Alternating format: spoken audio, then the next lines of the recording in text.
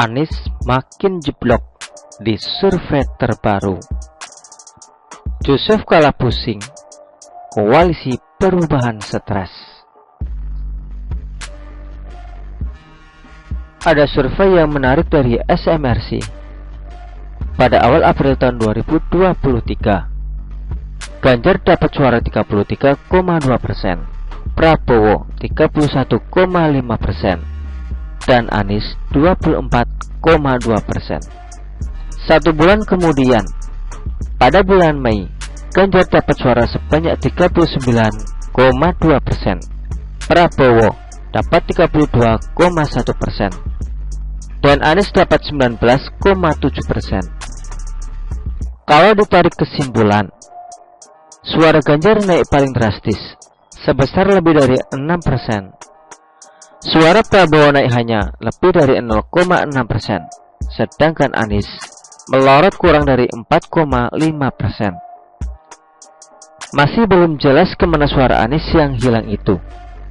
Mungkin ada yang tobat masal, karena udah tahu topeng asli Anies. Koalisi perubahan pasti makin pusing dengan survei ini. Mereka pasti paham. Survei dari SMRC bukan survei kaleng-kaleng yang tidak perlu dipusingkan. Mereka dari luar terlihat tegar dan santai, tapi dalam hati mereka udah gemetar dan sakit kepala. Mereka tampaknya sudah all out, mati-matian banting tulang, tapi hasilnya tidak banyak berubah. Tulang udah pecah dibanting sana sini, tapi Anies makin kayak kartu mati. Mungkin ini yang bikin para bohir masih ragu. Cairkan logistik. Kalau tidak ada peluang untuk menang, itu namanya kerja bakti. Sumbang logistik tapi kalah. Dan bahkan remah-remah roti pun tidak mereka dapatkan. Gak ada yang mau invest di bisnis yang potensi profilnya sangat kecil. Dalam politik, konsepnya juga sama. Satu-satunya hiburan yang mereka dapatkan adalah hasil survei lain untuk capres dan pemilih di DKI Jakarta. Hasilnya Anies keluar sebagai juara pertama. Biarlah mereka senang dan enjoy sejenak. Kasihan juga kalau Anies terus-terusan langganan posisi 3. Kesimpulannya, semoga tren ini terus bertahan, biar Anies tidak usah ikutan pilpres. Kalaupun ikut, sudah pasti kalah dan jadi capres hiburan. Ada banyak yang berharap agar pilpres tahun 2024 cukup 1 putaran saja, agar hemat biaya. Anies pun tidak usah ikut, biar situasi lebih adem. Di mana ada Anies, di situ ada pendukungnya yang sebagian ugal-ugalan dalam berdemokrasi. Atau biar sekalian selesai semua dalam 1 putaran. Silahkan Prabowo gabung dengan Anies saja. Lagi pula ada rumor kalau Prabowo akan bertemu dengan SBY dengan Yusuf Kala. Lagi-lagi ketemu SBY. Kenapa bukan ketemu AHY? AHY seperti bukan ketua umum, tidak dianggap dan seolah masih kayak anak kecil dalam politik. AHY ternyata bukan orang penting di mata politikus senior, masih hidup di bawah bayang-bayang SBY. SBY mewakili Demokrat. Yusuf Kala adalah orang yang paling dekat dengan Anies. Keduanya adalah bagian dari koalisi perubahan hingga saat ini. Manuver Prabowo ini bisa dianggap sebagai upaya untuk mencari dukungan. Tidak salah kalau orang-orang berpikir Prabowo mau duet dengan Anies, meskipun agak bingung siapa yang mau ngalah sebagai cawapres. Kalau beneran mau duet, ini bukan hal yang mengherankan. Karena kalau Anies tidak ikut pilpres, suara dukungannya bakal pindah ke Prabowo. Sama seperti pada pilpres tahun 2019. Kalau Prabowo gabung dengan Anies, ini lebih bagus. Karena peluang mengalahkan duet ini jauh lebih mudah ketimbang skenario 3 capres.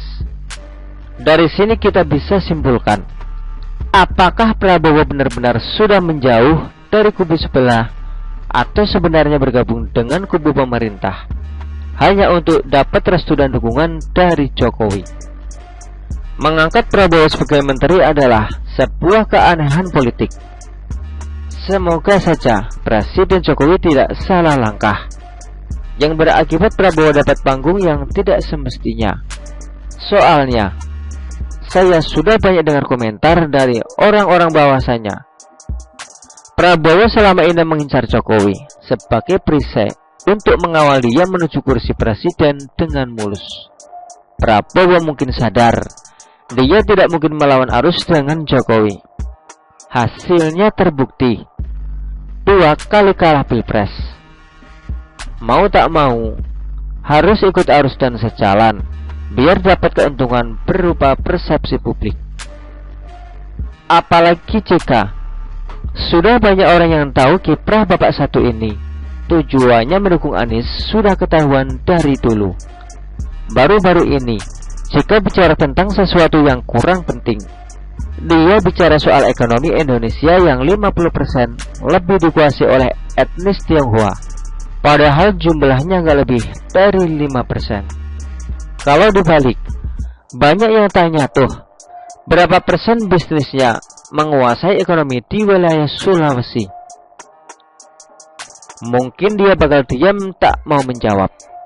Lagi pula ngapain aja 2 periode jadi wakil presiden? Kenapa tidak cari caranya? Bagaimana jadi pengusaha sukses? Ajari dong caranya dia berhasil, sehingga bisa ditiru orang lain sebagai inspirasi. Jangan cuma bicara fakta yang tidak ada solusinya, kecuali memang ada maksud tertentu. Minimal tirulah cara Sandiaga yang bikin program OKOC, yang meskipun terdengar tidak meyakinkan, tapi tetap dilanjutkan. Yang penting slogannya keren. Dimodalin punya bisnis, disediain tempat usaha, dicariin pembeli. Jangan cuma bicara data sekian persen. Orang menguasai sekian persen ekonomi, tapi tidak ada solusi. Kalau cuma bicara, siapapun bisa.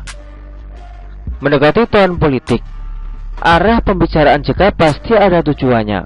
Yang pasti jelas, itu soal Jokowi, yang dianggap ikut campur politik jelang Pilpres tahun 2024. Padahal rekam jejak membuktikan, jika sudah dukung Anies sebagai cagup DKI saat jadi wakil presiden. Sudahlah, semua orang sudah tahu jika itu maunya apa dengan mengusung Anies.